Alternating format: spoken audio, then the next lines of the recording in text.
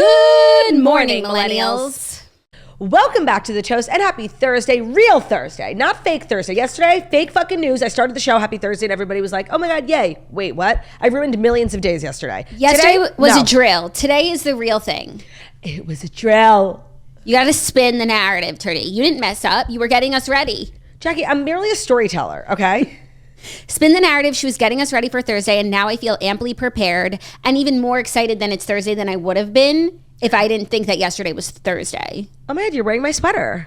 I am wearing your sweater. It looks great on you. Because I missed you. The thing about this sweater is I love this sweater. Fendi Skims, great collection, great sweater. I love it in person.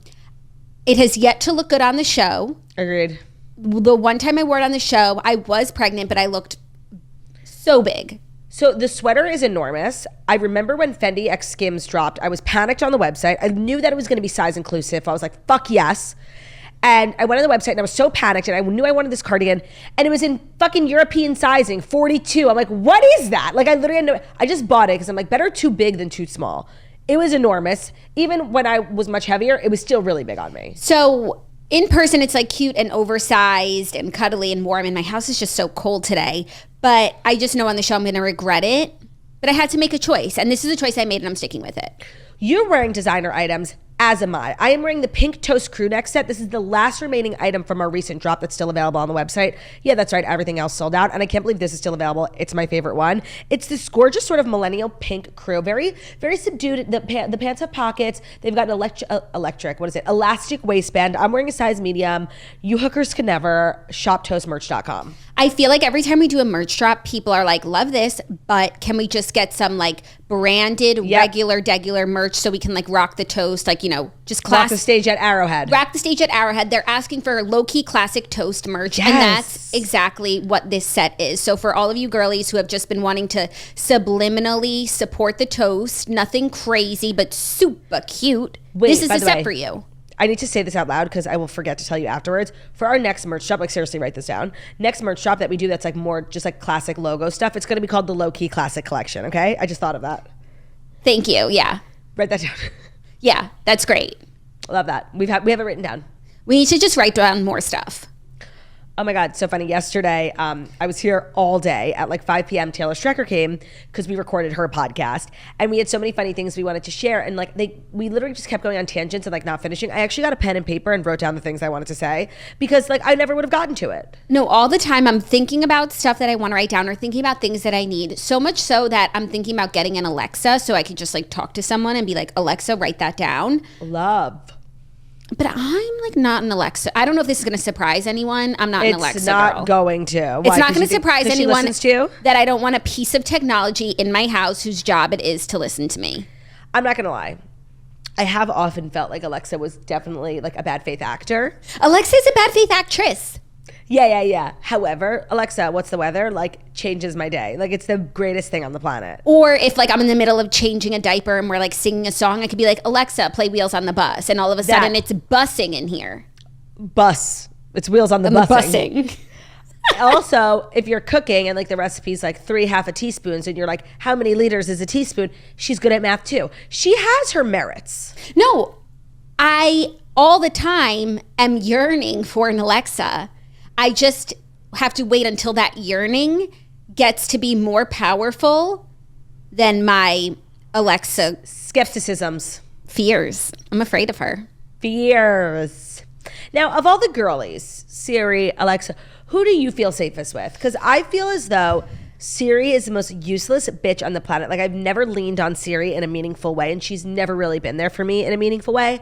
Alexa, you know, say what you want about her. She has been there for me countless times. I do think if I had to choose a bad faith actress in my home, it would be Alexa. And the other one is like Google Home. But that one, she doesn't have personality. She's I don't know like, her name. Google Home, can you wipe my ass? She has like a brand, doesn't have a brand. Like I don't know her name. But then you have to think about the people, who, like you could go with any of these companies. Apple, Jeff Bezos. Yep, right. Google.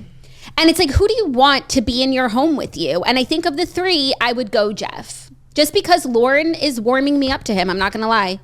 Also, what I like about the Alexa, and I'm about to set off everyone's Alexa, but for a good reason, okay? Alexa, tip my driver. And it'll send a $5 tip to the person who delivered your last Amazon package, like as it should. That's really nice. They did that around the holidays, and by the way, sorry, too. You don't have to pay for it. It's on Amazon's time. They did that around the holidays. You could tip your driver. Thank my I driver, feel like they should have that more often. You should be able to do a custom amount if you want to pay for it. Well, yes, of course. But Amazon's a $1 billion company. Why should I pay for it? Yeah, but if you wanted to do more than the $5. Yeah. Like maybe you've got a really great driver who goes above and beyond. Well, I'm always seeing Ring camera footage of drivers going above and beyond. Above and beyond the Call of Duty. Like there are people who whose kids love the delivery trucks and they let them mess around. You know what I mean? Like above and beyond the Call of Duty. Today's such a special day because it finally is Thursday, which is just such a blessing. I can't, I don't want to understate that. But it's also the day after the Love is Blind weddings episode. We both watched it. We are going to do a full recap. Should we save that for the end? Of course. So we'll do the Fast Five and then the lib recap, the libtard, the libro, the lib recap, which honestly, I have so many thoughts. And I feel like it's like the name on everybody's lips is lib, Yeah, even though the last episode of the season is always just the worst, most boring episode. What's so funny is last night I went to watch with Zach. The couples came on. I was like, okay, time to fast forward. He was like, okay, Claudia. And I was like, oh, that's so funny that you know her so well that yes, she would do that. And then this morning I saw your reel. I maybe watched 35 seconds of the episode. No, it was honestly perfect for me because we went out to dinner last night. Yeah. Ooh. I go out. Yeah. And we didn't get to start watching until 10:45 maybe. And it was beautiful because we were done by 11:20. I had the longest day. I'm like, ugh, honestly, I don't even really want to watch this piece of shit. I hate these couples. And then I was like, wait a minute. I was asleep by 9:45. Because all the other Love is Blind days have been 3 episodes. We were going to have to. So when I saw it was just 1 episode, it's the weddings, which they make a meal out of. Right. And even when they drop 3 episodes, you really do want to watch every minute of every episode. Oh, yeah. There's a lot going on. But this wasn't that. So it was good. A lot that you could fast forward through. But we got the gist and we got our answers. So we will discuss that at the end of the episode. And before that, we've got the Fast Five, the juicy news of the day. Oh, speaking of news of the day, media darling over here. I don't know if you noticed, I'm wearing eyeliner.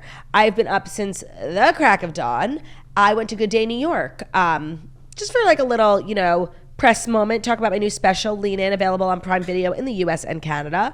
It was just fabulous. I don't know if you saw, Jax, you were on TV. They showed some of our clips. I did see. I was watching you. What's so crazy is I went to turn it on this morning. I'm like, I don't think I get Good Day New York. I probably get Good Day Florida. You do. It's the classic local news here in New York.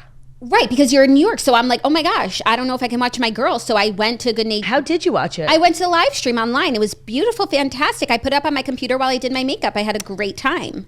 And? My girl was fabulous. Slayed per usual, bouncing off the walls with joy and effervescence, bringing everyone into her warm cacophony of love and humor. Okay, thank you. Also, I have 3 words to say. Let me think. You're not going to guess.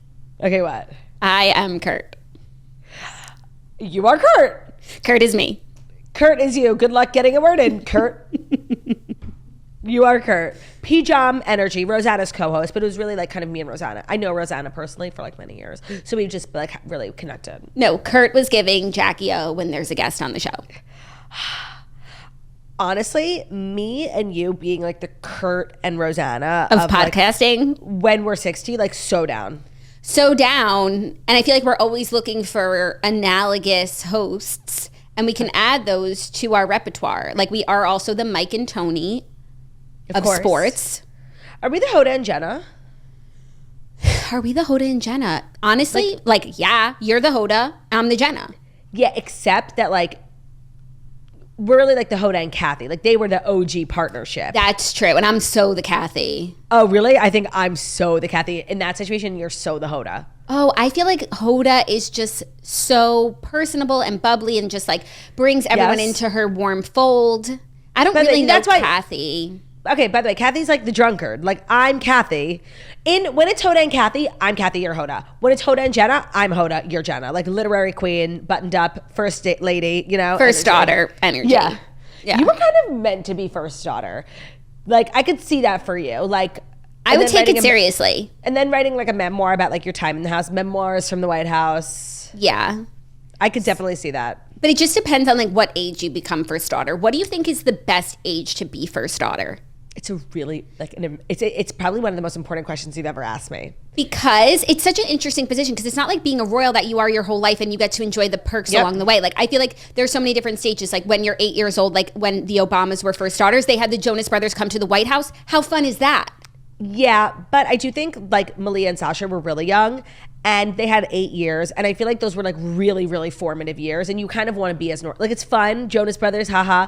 But no, those aren't the years I would choose. I'm just saying, like, that's fun. Neither. Okay, it is, but I think those are years that are too important to your like development. Agreed. Then you could be like the Bush girls who were in their teens, and it's like we're in the White House, we're sneaking out of the White House. I'm going Bush girls because I feel like in a weird way, if you're a little bit older and you're a first daughter, you do become like a socialite. Yeah. And if you're living in the White House at the time, like I feel like some people, like Joe Biden has kids and they're like 30, like they don't live in the house. Like they're older than that, but yeah.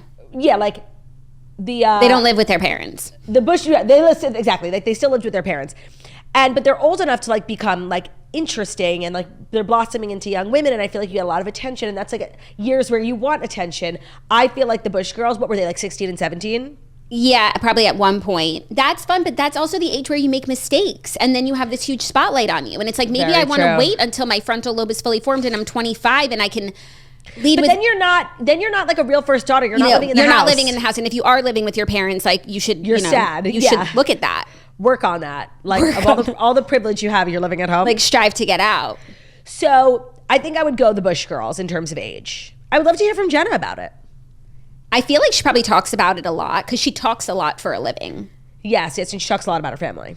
Yeah, so maybe she's probably said this somewhere and you just haven't been listening. Definitely not. Also, she seems well adjusted. Extremely, and successful on her own merits. Right. Yeah, like when I think of her, I don't think of first daughter first. Like I think of Read with Jenna. That's what you think of first. Yeah. I know most people probably think Today's Show, but yes, Read with Jenna is just more pertinent to my everyday life. Speaking of which, the new episode of The Redheads dropped today. Speaking of which, I actually think our book, The Frozen River by Ariel Lawhan, was a GMA book, not Read with Jenna, but GMA book club book. We recently read a book that was a Jenna's choice, and so we were like, oh, it's probably not horrible. She has solid choices. I would say of the celebrity book clubs, if you were to like say which one has the most winners, I would say Read with Jenna has the best. That is a very, very hot take. That's a big statement. It is a big statement. And I really feel that way. Like anytime we choose a book that's been a Read with Jenna book, I feel really good about it. Yeah, I don't love Reese's book choices, but I feel like maybe I just don't have similar interests as Reese. I don't love Reese's book choices, but I feel like there's a lot politically that goes into Reese's book club. Like there's a lot of things she's trying to do. End. A lot of different cooks in the kitchen. Like I think she really always like wants to platform like new authors, and I feel like sometimes the book itself gets lost in the like what she's trying to put behind it. Yeah, and then also like if something catches fire because of Reese, she wants to be the one to monopolize on if it becomes a TV show or a movie, so she needs to make sure she has the rights. The production company, Hello Sunshine, 1000%. Yeah, so sometimes the book we're actually reading is not like the best book of the month. Right. I would say that we should dive in because we have lots to do today, and I'm just kind of itching to get to Love is Blind. Tell me about the stories. Describe them in 3 words. I don't know if I can stick to 3, but I had a thought about the stories this week, which is that every day there's like so many stories and they're all really good. And I feel like today it's like there's 5 stories that are all really solid, but there's probably 5 more out there that could have been the 5. Right, they're not like new news-making, groundbreaking, but they're tittillating. Yeah, but there's other titillating things out there. So people might be like, why didn't you talk about blah, blah, blah? Like, just because, we could have if I woke up on a different side of the bed. You know what I mean? 1000%. So without further ado, here are the Fast 5 stories that you need to know. And the Fast 5 stories that you need to know are brought to you by Maidenform, specifically their new collection, M. Get a taste of M, a hot new collection of craveable intimates from Maidenform, a brand with a whole lot of history. They've been around since the very first bras, and now they're bringing you a new kind of classic, the chicest basics you've ever seen. M is a collection from Maidenform. Maidenform is a brand with 100 years of innovation and category leadership. They pretty much wrote the book on bras, and M is the next chapter. I actually slept in this, I don't know if I can call it a bra, it's almost like a crop top with a built-in bra, and it like has this great band that just like sucks me in. I slept in it last night. It is my favorite piece I'm big into like relaxation bras. I can't just sleep without a bra. I can't walk around my house without a bra. I need support at all times. I love bras with adjustable straps. This one from M by Maidenform is fabulous. You really have to feel this collection to believe it. It's yummy, buttery, soft fabrics that feel way more expensive than they are. It's great style that won't break the bank. Their designs are super on trend. They're made from stretchy, comfy fabrics, and they come in gorgeous colors. M can be worn as innerwear or outerwear, so style it to your taste. Create looks that serve for all or none to see. Yeah, the bra I'm talking about, like personally, I'm gonna be wearing it under my pajamas, but I could see somebody like more fabulous than me like wearing it with a pair of jeans. Like it really holds you in, tits up, tits out, nipples up, high alert, aye captain, and it actually would be really cute with jeans. Not for me, but for someone else. So get into Maidenform, girlies. Visit maidenform.com and use code TOAST20 at checkout for 20% off your first purchase. That's MAIDENFORM. Use code TOAST20 for 20% off your first order. Today's episode is also brought to you by Game Time. You should not have to worry about when to buy tickets for your next big event. Game Time is the fast and easy way to buy tickets for all the sports, music, comedy, and theater near you. With killer last-minute deals, all-in prices, views from your seat, and their best price guarantee, Game Time takes the guesswork out of buying tickets. Game Time is the only ticketing app that gives you complete peace of mind with your purchase. See the view from your seat before you buy. You'll know exactly what to expect when you arrive. You can get all-in pricing, which shows your total up front, so you know what you're paying and you're getting a great deal before you check out. You can buy tickets in seconds. It literally takes 2 taps. They are finding ways to help you save money on tickets, so they have deals right up to the start of the event, even an hour after it starts. So it's truly the place to find last-minute seats. Find exclusive flash deals and sponsored deals on tickets for football, basketball, baseball, concerts, comedy, theater, and more. With zone deals, you pick the section and Game Time picks the seats. That's for big time savings. And for the Game Time guarantee, that means you'll always get the best price. And if you find tickets in the same section and row for less, Game Time is going to be out here crediting you 110% of the difference. So take the guesswork out of buying tickets with Game Time. Download the Game Time app, create an account, and use code TOAST for $20 off your first purchase. Terms apply. Again, create an account at the Game Time app, redeem our code TOAST, and that will get you $20 off. Download Game Time today. It's last minute tickets, it's the lowest price, and it's, you say it with me, guaranteed. Today's episode is also brought to you by The Farmer's Dog. This year, the easiest healthy habit to start is one for your dog. The Farmer's Dog makes feeding real healthy dog food easy and convenient, and your dog will absolutely love it. It is smart, healthy pet food that you can feel good about feeding your dog, and that's why it's time to quit the kibble, kick the cans, and start fresh. The Farmer's Dog is making and delivering healthy dog food right to your door. It's developed by vets, it's nutritionally balanced, and it's made from real meat and veggies to the safety standards of human food. It is the best option for dogs at all life stages because it is not kibble and it is not canned goo. It is just real healthy food. Traditional dry and wet dog food options are super processed and they can use much lower quality ingredients than they claim to. They also are extremely difficult to portion accurately. The Farmer's Dog is fresh, high-quality food, but they're also sending you the food pre-portioned specifically for your dog based on their unique nutritional needs, and this makes it easy to help your dog maintain their ideal weight, which is one of the biggest indicators of a full, healthy life. Dogs at a healthy weight can live up to 2.5 years longer than overweight dogs. A fresh diet has also been found to have all sorts of benefits, from healthier coat, skin, better breath, easier digestion, smaller, better poops. A healthy diet isn't just important for us humans. So it doesn't matter if your dog is young or old, it's always the right time to begin investing in their health, and that means more happy, healthy, and full years together. Get 50% off your first box of fresh, healthy food at thefarmersdog.com/toast. Plus, you get free shipping when you go to thefarmersdog.com/toast to get 50% off. That's thefarmersdog.com/TOAST, thefarmersdog.com/toast to get that free shipping and 50% off. Thank you, Turdy. You're welcome.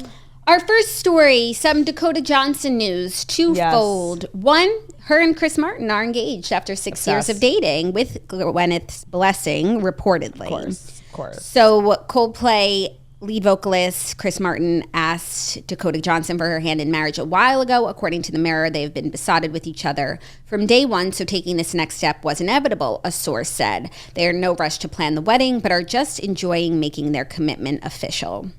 I love them as a couple. I love the whole co-parenting Gwyneth element of it. I think it's fabulous.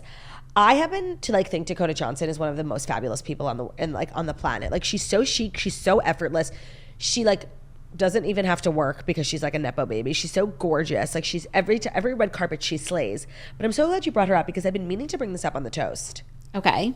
Madame Web? Yeah, that was the second part of this story. Okay. She is in a new movie called Madame Web that is getting just abysmal reviews from the fans, terrible box office numbers. People are saying it's like one of the worst movies ever made in the history of cinema. To me, that's like really enticing that I want to see it. Like just to see what that sounds means. Good. Sounds interesting. Yeah. But she did an interview recently talking about the box office flop and just kind of owning it, saying how the weird thing about it is like everybody says this movie's horrible, but people say movies are horrible all the time. But the people in it, including Dakota Johnson, are like doing press just sort of acknowledging that the movie was a piece of shit. Yeah.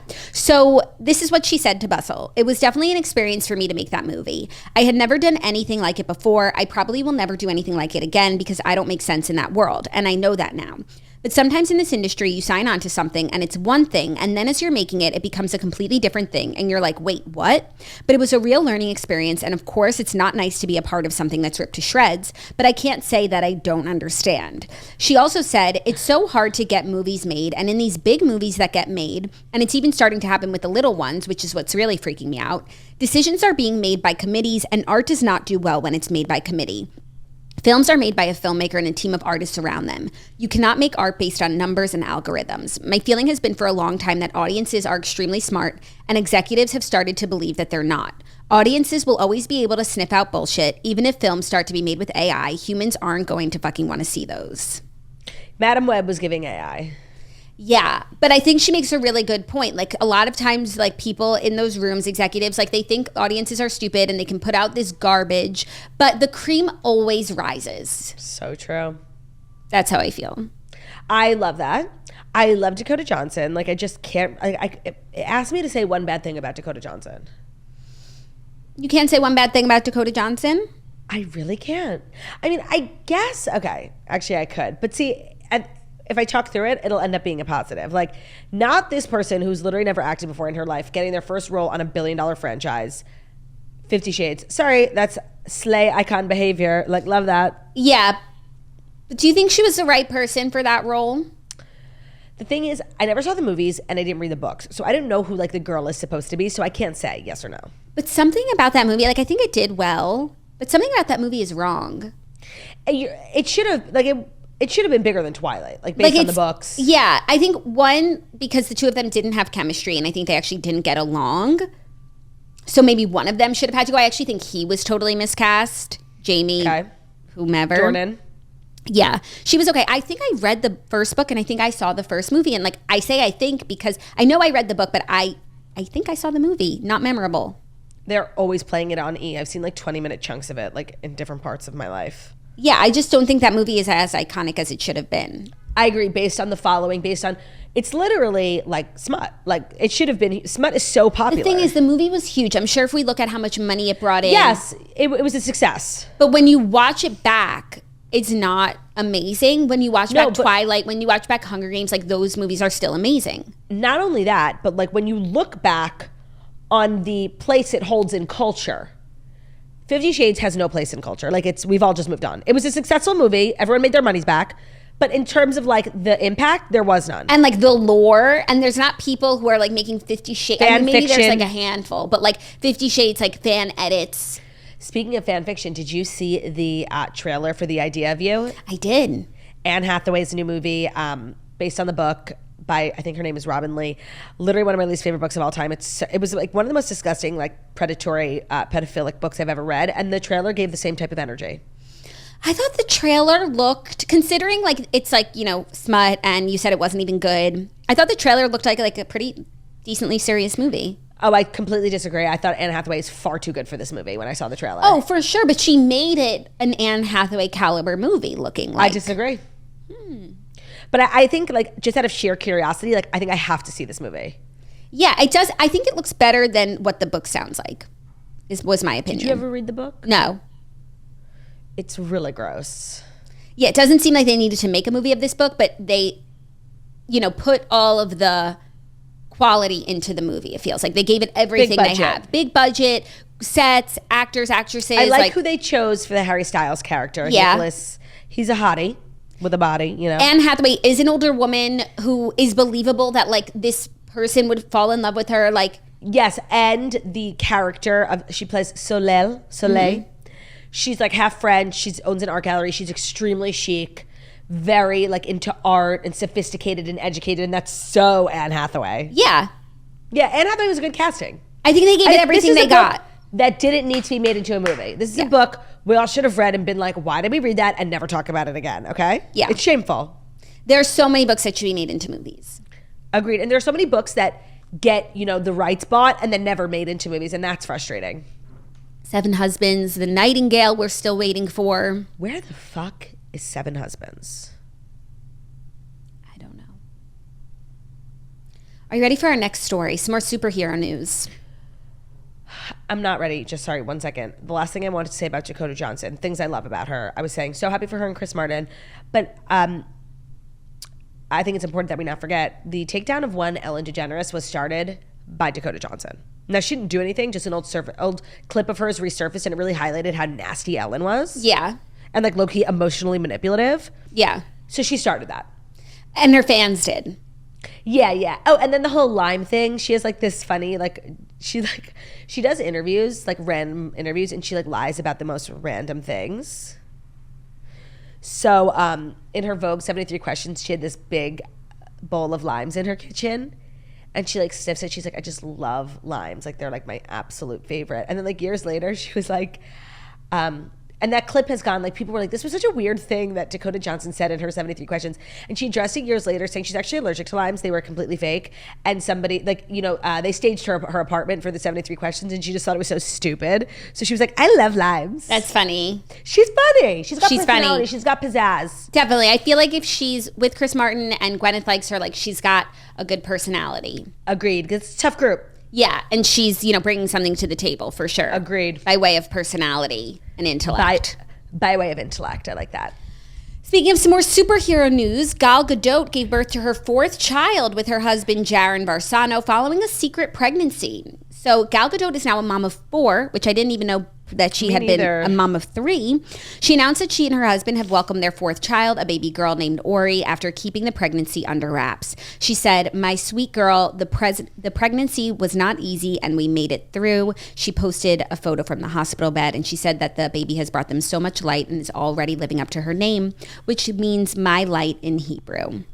Ugh, I'm obsessed with Gal Gadot, and honestly, I imagine her. I didn't realize she was pregnant this whole last year, and that means she's been pregnant since October 7th. And she's become the face of people on the internet. It's just like Gal Gadot, they hate. Yeah, hate. She's really a punching bag for people's anti-Semitism, and I imagine that's been extremely trying. And knowing that she's pregnant now, having gone through that, that must have been even more difficult. Yeah, for sure. I feel like she's the face of probably the most well-known at the moment and vocal Israeli in Hollywood. I would say Jew also, not even just Israeli. Yeah, Jew, but there's a lot of Jews. There's not so many Israelis that are that big. I also think of Natalie Portman.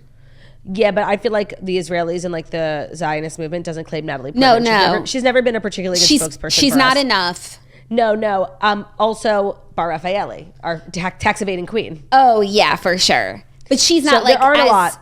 No, she lives here. In Israel. Right. She lives in Israel. Right. So it's really Gal. It's Gal putting the industry on her back. And who knew that she had 4 children, 4 daughters? I had no idea. She's actually Superwoman. Superwoman. Wonder Woman. Right? No, I wasn't saying Wonder Woman. She's a Superwoman. But yeah, she is also Wonder Woman. I do feel like it's time for me to see Wonder Woman. You will like it. I've never seen it. It's good. I never saw the sequel. I need to see it. I think you should do it. Support our girl. Right. That's a fun movie night. Yeah, Bettis loves superhero movies. I've never seen any of them, except I saw Spider-Man. Maybe you should see this and then Madame Web. No. Madame Web. Apparently people were quoting direct quotes from the script and posting them on Twitter. I was cackling. I guess she has Is Spidey. She Madame Web? Yes, Dakota is Madame Web. It's her movie. And she weaves a web of sorts. And some of the lines people are quoting, it's this web Madame Web weaved was webbed by Madame Web. It's literally brain dead. I have to see it. I'm intrigued to say the least. Must watch. Add it to the list. And you know what? Probably because everybody just likes it so much, it's giving, I would like it. That's what I was going to say. Because it sounds so bad. It sounds like a Hallmark movie, which are horrible, but they're incredible. Yeah. I'm going to give it a chance. Hallmark should do like really bad superhero movies. Yeah. And like Matt, this is like, it sounds like Madame Web is like if Hallmark took a stab at Marvel. Yeah. I love that. Yeah. Are you ready for our next story about another strong woman? No. We're giving like Women's Month energy. It is international or national? I think today's International Women's Day. March 7th. But it's also Women's Month. Oh, yes. But then there's the day. And I think it's March 7th. It's not today. It's not today. So tomorrow? It's Women's History Month and it's tomorrow. Okay. So tomorrow Women's we'll make a big deal of it. Who would you say is a woman that you want to honor this Women's History Month? Like for real or for jokes? For jokes.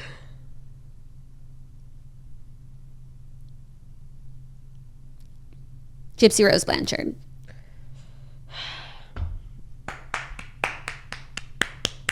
I agree. And for you? Probably myself. I've been through like an unimaginable amount of things, and look at me, like businesswoman, Stronger than ever. Stronger and more powerful than ever. So yeah, I'd say me. Okay. Love that. Thanks. But this next strong woman is breaking down in tears in a new clip from a new interview. Gisele Bundchen is sitting down with Robin Roberts, mentioning it all. So there's a new special coming out on Hulu today called Impact X Nightline, Gisele Bundchen, Climbing the Mountain. I don't know what this is in service to, but it's like what's she promoting? It's giving like Oprah and Adele. We have Robin and Gisele. Rhymes. Robin and Gisele from Potomac. Robin and Gisele are sitting down and having a conversation. And she does ask a question to about Tom Brady. You know, Gisele breaks down, like, can I have a moment? So it feels like that's just like an aside to the interview, not the meat of the interview. She must be doing something that she wants to promote in this long special. But it looks really interesting. I feel like we never hear from her in this sort of format. We never hear from her specifically in like long form interview. Also, she might be one of the most interesting people in the world. Like, she really is, because obviously right now Tom and Gisele is top of mind, and they were even showing in the trailer like flashbacks to them at like the Met Gala and all of these red carpets, and like there's no more fabulous people than these two. No, and like there really were like America's couple, because she was just like enormous model everywhere, every billboard, every band, and he was obviously like the king of football. So it really was like a match made in yearbook heaven. It was like the cheerleader and the quarterback, and I think we all felt involved in one way. And them breaking up was kind of crazy, and there was like low key like stuff, animus. Yeah. Well, I don't think any she's going to clear it all up right now. I think No. they probably had to touch on it in order for her to do this interview. Yeah, and I'm sure she'll keep it moving. And he's the father of her children, so what really would she say? But she will be mentioning it. And I also just like want to hear from her on how she's doing, what she's doing. It seems like she's doing her jiu-jitsu well. instructor. Yeah, that's what we see. There's a question, would you open your heart again? And she said, I'm living my truth. And I have. She's living her truth, though. I can't believe she uses phrases like that. I feel like she would be above phrases like that. She seems like a tough cookie who doesn't like stoop to saying things like I'm living my truth. Also, English is not her first language, and only people who speak English talk that stupid. Who speak too much English. Yeah, like if you are like fluent in multiple languages, you're obviously a person of high intellect, and you don't say dumb things like that. You're better at explaining yourself. But that's just my truth. Yeah. So that's exciting. I think it's out on Hulu today, and I look forward to seeing clips, because let's get real. Like, I'm not going to sit down and watch the whole thing. No shade to Gisele. Just, I know myself. I have to watch Madame Web. Who is somebody who would sit down for an hour-long interview with Robin Roberts on Hulu that you would actually watch? Great question. Taylor, Luke Combs. Yeah. Elon, of course. Elon, that's her answer for everything. What would Elon be doing talking to Robin Roberts? I have to watch. I don't know. I feel like Robin Roberts is actually a good interviewer. I feel like she doesn't come in with any sort of agenda. No shade to Robin. But he's always, going on this podcast or other. No, and he does it like on Twitter Spaces now, like trying to make that a thing. Twitter Spaces. Yeah, I won't go to Twitter Spaces though. Oh, wow. That's where I draw the line. Yeah. Fair. So he might be saying like the most interesting stuff and I'm missing it. You might. And that's something I have to live with. Okay. And I'm okay with it. I'm glad. Are you ready for our next story, which is some new couple news? Is this 4 or 5? 4. Yes. Joshua Jackson is passionately kissing Lupita Nyong'o while celebrating her 41st birthday with a Mexican getaway. So Joshua Jackson and girlfriend Lupita Nyong'o are passionately kissing while celebrating her birthday in Puerto Vallarta. According to the photos, they were seen packing on the PDA during their weekend in the sand. So, I love Joshua Jackson. Like, he really is just one of those people who has my heart. Mm-hmm. And personally, I never moved on from him and Diane Keaton. Like, I stayed there, dust collecting round my pin. He was with Diane Keaton? No, I'm sorry. No, not Keaton. Kruger, excuse me. From Inglourious Basterds. Oh. They were together forever. And I feel like every time we talk about them, I tell the story about how I saw them buying a TV together in Best Buy, and they were so cute making out in the aisles. Like, I stan when I was in college, the Best Buy on 6th Avenue and 18th Street. And I loved him in The Affair. He's so hot. Like, I love this man. So personally, like, I'm still mourning Diane Kruger / Keaton, Got it. But then he was in another long relationship. He had a baby with Jodie. Jodie Turner-Smith. And now him and Lupita have been together for 3 months, but I must have missed their couple announcement. I had seen, there was like an announcement. There were reports, and then there might have been one photo, and then there was silence. So I thought maybe like they had just like went on one date and people got ahead of themselves. Right. No, this confirms like full-blown relationship. Full-blown. He's really like a relationship guy. No, Jackie, he's kind of like a dream man. I guess don't tell me anything bad about him in the comments. Like, I love him. I guess that is a good quality. Like someone who's looking for serious relationships, has seen a lot of them. Also, I feel like, not to keep going back to Diane Kruger / Keaton, we got no closure. Not only did they break up like out of nowhere, he was with Jodie Turner-Smith the next day. Like, it was really kind of like, it was not a good look. Well, that's kind of like red flag behavior. I know. What's up with Diane Kruger? Like, who does she date? Let me look. I feel like she'd be the type to be married to like a filmmaker, Yeah, like an artist. She reminds me of Diana Agron. Oh, interesting. Like a grown-up Diana Agron. Norman Reedus. Happily engaged and parents to a daughter. And he's an actor. And former model. He made his acting debut in the 90s as Murphy McManus in The Boondock Saints, followed by supporting I'm roles. reading the same thing as you. I'm cracking up. He's also in The Walking Dead more recently. Oh, okay, thank you. Like, that's thank what you. he's obviously Even though known you for. guys might know him from The Boondock Saints. And by the way, like, his name sounded so familiar. I'm like, oh, this is like a famous person, but I'm not familiar with his work. Yeah, you said it like that. Norman Reedus. Yeah, I did. I said it like with a familiar tone in my voice. He looks like Dave Grohl, like twins. Mm-hmm. He totally has hair plugs. You could tell by the way it's like. Do you approve for her? No. Oh, even though he's famous and successful? She is so gorgeous, like glamorous, in some of the biggest and best movies of all time. She's so elegant, classy. Oh, I don't know who would be right for her. I love her, and I just love that scene where she chokes the Nazi. Yeah. What do you think about Joshua and Lupita? I'm happy for them if this, if they both are happy. I'm kind of like now starting to question, now that I've sat down and analyzed it, like Joshua Jackson, it's like, what's going on? You mean like relationship jumper? Yeah, and I was going to say, maybe it seems like he doesn't want to settle down, but he literally had a baby with Jodie Turner-Smith really quickly. And they were married. They were married. Right. So he's obviously not averse to commitment. Yeah. But like long term, forever. Yeah. Whatever happened to forever? What about us? What if we just stayed together forever? What if? He's not about it. I don't know. He's definitely has his red flags, I agree, but he's just so handsome. Yeah. Are you ready for our fifth and final story? Is it the fifth and final story, perchance? That's brought to you by Boll and Branch. It is. We love Boll and Branch here at The Toast. Their sheets are made just with the best of the best, the rarest 100% organic cotton. Their signature weave is buttery and it's breathable to start, and it unlocks new levels of softness after every wash. You can feel the difference with their 30-night worry-free guarantee. So the Boll & Branch sheets, Jackie and I have loved and used for years. Actually just got a new set in my new apartment because I always do just like plain white. But this time I went a little crazy and I went with an off-white. I believe the shade was natural. It looks totally revamped my apartment. Like I highly recommend. Their sheets are the softest and most luxurious sheets, and they don't use any toxins or harsh chemicals. They use 100% organic cotton. It is rare, and it's traceable from their family farm to your family home. Their sheets have a natural and unmatched softness that gets softer with every single wash.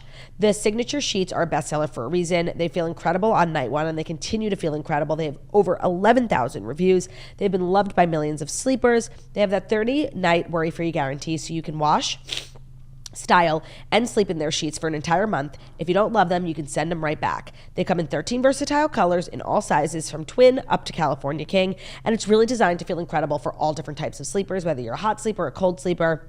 It's fabulous. Sleep better at night with the softest sheets from Boll & Branch. Get 15% off your first order when you use promo code TOAST at bollandbranch.com. That's BOLLAND branch, bollandbranch.com. Promo code TOAST. Exclusions apply. See site for details. Today's episode is also brought to you by Stamps.com. After the hype of the new year, we all start to settle into our routines, but for businesses who do a lot of mailing and shipping, we have got to keep it moving. And Stamps.com is here to help because they are the post office elevated. Postage rates just increased again, and luckily Stamps.com has the best discounts in the industry. With rates you can't find anywhere else, like up to 89% off USPS and UPS, Stamps.com will automatically tell you your cheapest and fastest shipping options, so you don't have to navigate all the different carriers. It's pretty much a one-stop shop for all of your shipping and mailing needs, and for 25 years they've been indispensable for over 1 million businesses, whether they're mailing out checks, invoices, legal docs, books, anything else. You're going to get access to USPS and UPS mailing services that you need to run your business right from your computer anytime, day or night. There's no lines, no post office, no traffic, no waiting. Plus, if you sell products online, you know how fabulous Stamps.com can be because they're going to seamlessly connect with every major marketplace and shopping cart. So it's a stress-free solution for every small business. If you need a package pickup, you can easily schedule it through your Stamps.com dashboard. Keep your mailing and shipping moving at the speed of your business with Stamps.com. You can sign up with our promo code, which is TOAST, TOAST, for a special offer that includes a 4-week trial, free postage, and, I'm not done, a free digital scale. There are no long-term commitments or contracts, but only when you go to Stamps.com, click the microphone at the top of the page, and enter code TOAST. That's Stamps.com, code TOAST. Today's episode is also brought to you by Thrive Market. Jackie, I know you're obsessed with Thrive Market. Truly your go-to for all of your grocery and household essentials. I know you also just got a big delivery. Tell me more about that. I love Thrive Market for getting everything for my house, snacks for me, snacks for kids. Everything is just so healthy. You don't have to like read all the ingredients. You can just trust that like Thrive Market has done the vetting process for you. And if it's on Thrive Market, it's good stuff. They have so many better for you options. I love getting all of my cooking essentials from there. Olive oil, seasonings, sauces, because again, like, you know, it's going to be good quality, good ingredients. It's got the Thrive Market stamp of approval. And I take that seriously. Like, that stamp means a lot to me, and you can trust it. I hear you. I'm saying you can trust it. And when you become a Thrive Market member, you're going to save money on every single grocery order, an average of over 30% every time. They even have deals pages that change daily, and they always have some of our favorite brands. I love Annie's. I feel like I find so many good Annie's products on Thrive Market. It's also a great way to discover new brands that you might not be familiar with. So join in on the savings with Thrive Market today and get 30% off your first order plus a free $60 gift. Only when you go to thrivemarket.com/thetoast for that 30% off your first order plus a free $60 gift. That's THRIVE market.com/thetoast, thrivemarket.com/thetoast. Again, shopping online, saving money on food, cleaning products, things for your kids, pantry essentials. You're going to love it. That's thrivemarket.com/thetoast. Thank you, Claudia. You're welcome. Our fifth and final story is some boxing news because Jake Paul is set to fight Mike Tyson in a live Netflix boxing event. Jake Paul will set is set to fight former heavyweight champion Mike Tyson in a boxing match that will be live streamed on Netflix. It's scheduled to take place on July 20th at the AT&T Stadium in Texas and will be available to all Netflix subscribers. So this is big because it's a big fight for Jake Paul, literally fighting Mike Tyson, which is there a bigger fighter out there? And it's going to be on Netflix, so not the usual pay-per-view experience. This is super interesting. I feel like this is the first time Netflix has done a live boxing. They've done a few live events. Chris Rock, live comedy, which was crazy. They had the live Love is Blind, which was a mess, reunion. And now they're doing live boxing. I love that, by the way. I do think that that's something they should be doing. Pay-per-view is so old school. Like the last couple of times, I actually happen to weirdly love these influencer fights. I always watch them because they're always on a Saturday night. It's always like a fun thing to do. Yeah. To invite people over, have some drinks. I'm always watching, and I've never not had a problem with like the cable company. I'm always on the phone with the cable. Actually, I don't have cable anymore. I wonder how it's going to work for me this time. Just Netflix. Right. Pay-per-view is so old school. So I kind of love this. I wonder what the money's like because pay-per-view, say what you want about it, they make hundreds of millions of dollars. Yeah. So I'm sure they're making a lot of money. And as far as fights that I've heard of, especially for Jake Paul, who his fights have millions of viewers just because of him, like he's fighting Mike Tyson. Like that's a big deal to me. Yeah, of course. This is like the equivalent of when Logan Paul fought Floyd Mayweather, which was so major. Right. And of course he lost because Floyd Mayweather is still in fighting shape, you know? Yeah. I do think Jake Paul like actually has a chance only because he's so much younger. And that stands for something, you know? It's who can last the longest. Yeah, and he is a really good fighter. Yeah. I guess it's a win-win for him because if he beats Mike Tyson, oh my God, I beat Mike Tyson. And even if he loses to Mike Tyson, it's like, I fought Mike Tyson. Yeah, no, and it's so good. I feel like those two especially, I think Logan kind of gave up on it and went to the WWE. After that Floyd Mayweather thing, he like didn't continue with trying to be taken seriously as a boxer. He went to WWE, which is, so it's like fake wrestling, but it's huge. It's like the most global brand. That was actually really smart. He's like the official beverage. I just actually read that their Prime. What's the drink? Is it, like an energy drink? Yeah. Just outsold Gatorade. It's like that's crazy. Everywhere. I just want to say I've never seen anybody drinking it. However, I was having this conversation with the Taylors and Taylor Johnny. He was like, no. My nephews, like young boys, are obsessed with it. Like, yeah, it's that Logan Paul fandom. So I actually think and Zach Shapiro. And Zach Shapiro. Yes. I'm on their PR list. Yeah, I'm on the PR list. And I give it all to him. Good. I'm so glad he's getting what he wants. Because I've been breastfeeding, so like I don't need hundreds of milligrams of caffeine, but actually now I kind of do. So maybe I'll keep it.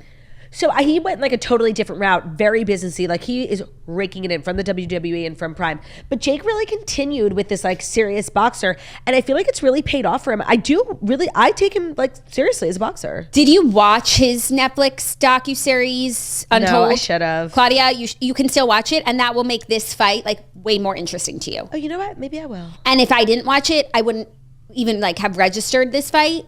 Yeah. And I'm glad that I did watch it. And that was the night I went into labor. Thanks, Jake Paul. Jake Paul has that sort of effect on you. Also, I kind of love this story because I feel like we're always saying things Netflix should do, and they're like always like just doing lame things, like dropping 2 episodes at a time of a show people finally like. And this is them finally doing something like good, like from a brand strategy point of view. I'm like, oh my God, thank you, duh. Innovative. By the way, yeah. They should have been doing this a while ago. Yeah, well, live sports is always going to be a big market, and there is this gap because pay-per-view is the Stone Age. Yeah, but it's the same way that like comedy specials are really being kept alive by Netflix. They could do that with wrestling, which really is this like sort of old school, like if they wanted to and they would put on fights and give money to Jake Paul, maybe get Logan to come back, like they should really like have a boxing, like they should work on this because there's a market. But the argument made in Untold Jake Paul is that like Jake Paul has done that for wrestling.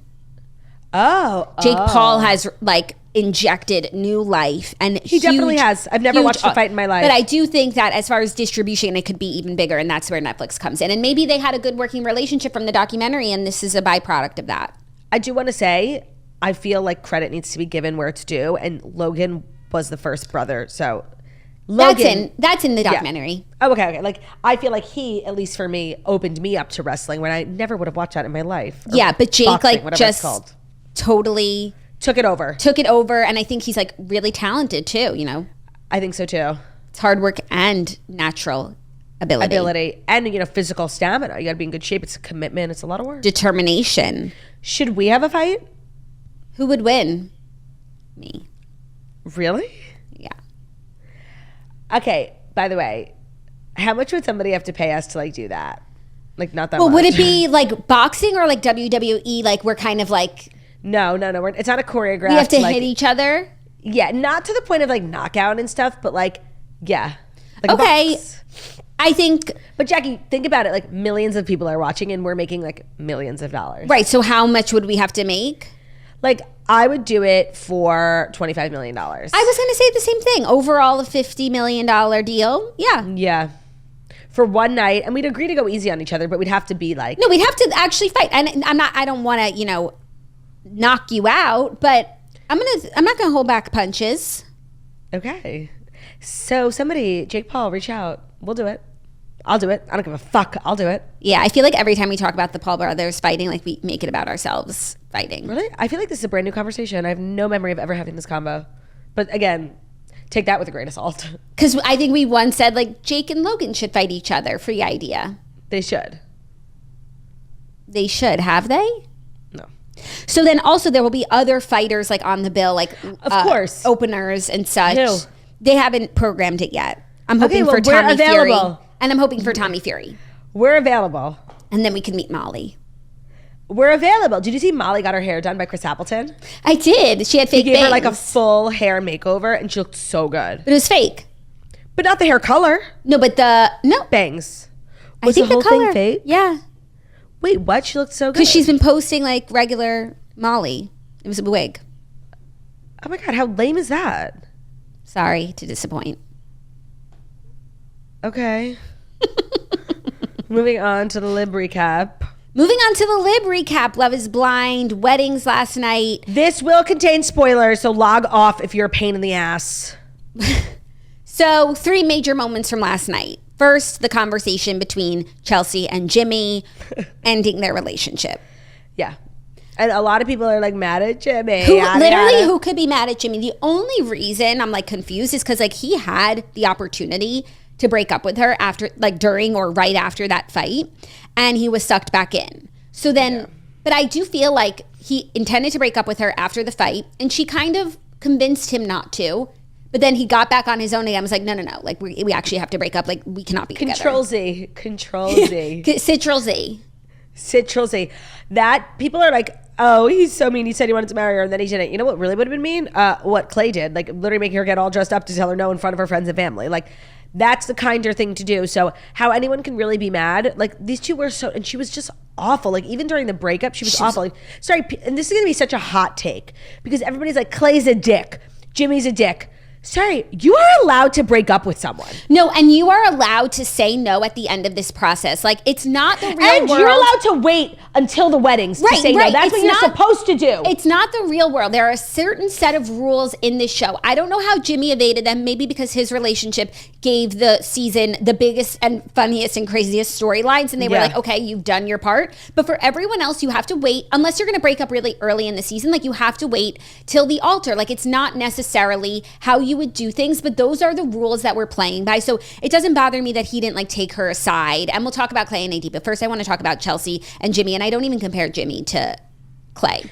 No, me neither. But they both said no. And like, I feel like a lot of people watching this show, like, get so mad at them. Like, you are allowed to not be in love with someone. Like, it's not a crime. My issue with Clay is that there was no one that he was going to meet, no perfect enough relationship that was going to get him to say yes in this time period because he wasn't ready. And in that situation, like, you shouldn't even go on the show if you're not really looking to get married in 4 weeks. I mean, he had the TikTok logo on his vision board for this year. And I feel like that told me everything I needed to know about him. To me, that's his crime. You weren't ready to go on the show. Like, now you're going to start therapy? No, you need to come on whole and really hoping and wanting to be married at the end of the process. And I have to say, AD saying yes was desperate to me. I really didn't think she was going to say yes. I don't know why. Of course not. By the way, Jackie, first of all, they've been engaged. He hasn't been sleeping at the house. All he does is work. He's very clearly, like, said 500 times he's really struggling with monogamy. Like, he really doesn't want to cheat on her. Why the fuck did she say yes? Do you think that maybe... I can't even put myself in their shoes, but do you think that maybe she knew he was going to say no? And so it's better to like, just for the fans and everything, like to look like the victim and like there we have a story as opposed to two people who are both like, no. I would appreciate the realness more. So yeah, that was, well, I feel like the whole time. I was shocked when she said I do. I did feel like she was like. You do? The whole time I really didn't feel like she was going to say yes, but then when she did, I feel like that is the moment where like whatever lies you've been telling yourself this entire time, like they end. You're not because really, of course it's so real. It's a legal ceremony, right? You're not really going to like marry this stranger because you've made it to the end of the episodes. You have accomplished your goals. You're on TV. Now this is your real fucking life. Like, yes, you're not run. Like, the lies end here. It's so true. It's like, boom, cameras are off. Like, let's be real with one another. Yeah, like this is your real life. So when she said yes, I was like, oh, have I been misreading this the entire time? It would have been like if Jimmy said yes at the altar. You know what it reminded me of? Because I've been on such a journey with AD, and I remember in the pods in the first few episodes, I thought she was so insincere and so almost just like desperate to get a match, not because she's desperate for love, but because she wanted to be on the show. Yeah. And then throughout this process, I actually felt like she was really giving her real heart and very genuine. And the second she said yes to somebody she so clearly should have said no to, and she's not a dumb person, she's like a smart, successful woman. It reminded me of the AD I met in the pods and my first instinct on her, which was like, oh, she's not serious. I agree. In the pods, I thought she wasn't super serious, like wanted to be engaged. But then I thought when she met Clay, that they were really good match at certain points. And like, I think they were both so happy with each other. Like couldn't have asked for more from this process. Like they're both incredibly good looking and like they were having fun together. But then their real lives don't mesh, just, you know, everyday habits and routines. Like they're not a great match for each other. And yeah, that's why I fast forward through all the stuff before the wedding. Because like everything they say in that moment, it's like lies, lies, lies. It's true because you don't really know their absolute truth until do you. That's how I felt. You know who like turned me off to all of it? Like throwback? Deep D. I literally knew you were going to say that. Oh, I'm glad that you agree because the way like you think she's like hopelessly in love with this guy who's like not being serious enough and like, but she wants to make it work. Dick. And like she wants a serious relationship and all of her wedding confessionals like talking about their relationship and then just like turned on him at the altar, which she should have done because he was not a great guy. But it's but everything leading up to the weddings is a lie. But it's like you lied to us, the viewers, in every confessional. The second the bride or groom, you see their foot step out of the car and enter the venue like in their morning clothes, I skip until, because you know what? It's all fake. It's a lie. Literally everything they say, you watch it. You're like, how would these people not get married? They say, this is my person. I feel so myself. I've never been this happy in my life. It's crying with their parents, sending them letters. And then I don't. Literally, it defies logic. It's giving irrelevant and they should actually just, for the sake of the show, take all of that out. These people aren't actors either. It's not fair to them to make them lie. And then everybody was like, that conversation between Clay's parents was so moving. And I was like, what conversation? Okay, for some reason, I didn't skip that. I just had landed there. And I actually like, I didn't find it so moving. I just felt that woman is a queen. Yeah, like his mom. And the one hand, she was being like so forgiving and gracious. And on the other hand, but being like, but don't forget what you did. And also like this process had brought out even like more information. Like he always knew that she knew that he had been cheating on her, but like there was even more. He was taking the kid on the cheat trips. Like she was hurt in this process too. Jesus. And Clay wasn't even ready to go on the show. So he caused all this harm with his family. For what? Yeah. And by the way, then that's the other thing because Clay said, I think it would be irresponsible for me to get married. A very reasonable thing to say. But he did say, I don't love you and I don't want to see you anymore. And she was just basically like, I can't date someone who wouldn't choose me. And that happens a lot with this show. Where people they had this conversation in another episode. And he said, like, why can't we just date? Like, why do we have to be on this timeline of getting married? And she said, if you do not marry me, like, I'm not dating you afterwards. What do you think about that? I don't know if she felt that way or if she's been told to say that, because if everybody was able to get away with that, then they would all say no and just continue dating, and it wouldn't be a marriage show, it would be a dating show. So I think it's very high stakes. I don't know what's in your contract, but I think it's very high stakes to like say no and then continue to date them. But a lot of people who say no, they don't continue to date. No, they don't. We've never really seen anyone continue to date. And so I kind of understand being like, no, I think she said 10 toes in on this.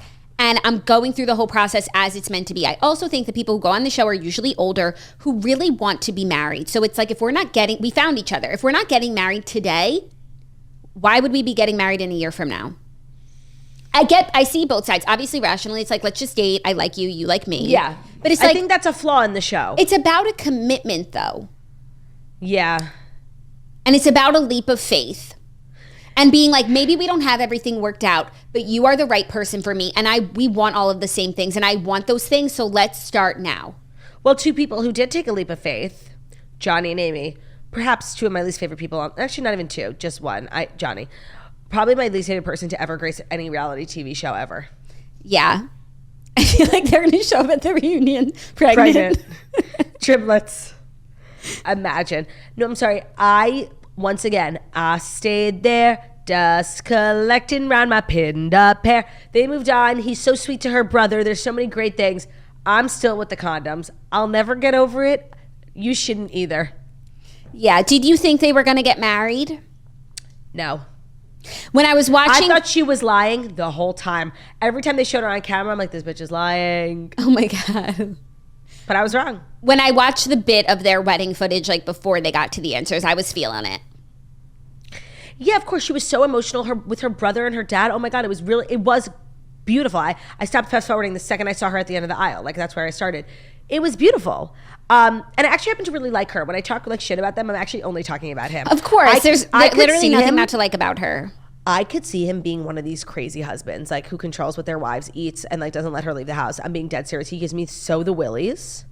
Yeah, but I just feel like she's stronger than you think. Wait, do you remember that couple? Hold on. I just like had a memory.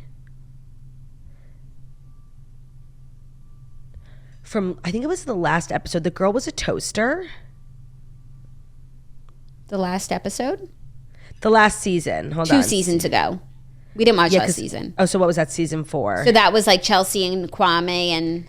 Was that season? No, maybe it was the one before. Hold on. And then there was one with like Bartiste. I didn't watch that. Oh, wait. Was that Bartiste's season? Then there was one with like Shane and Deep D and Natalie. Fuck. I think they're still married. Hold on. She's it's a toaster? Me a lot. Yes, she was like in Facebook group. Oh, Colleen and Matt. Do you remember? I think that's the Bartiste season I didn't watch. He was so nutty. Like, he really gave like kind of scary energy sometimes. And then I think they ended up getting married. Hold on. They said yes.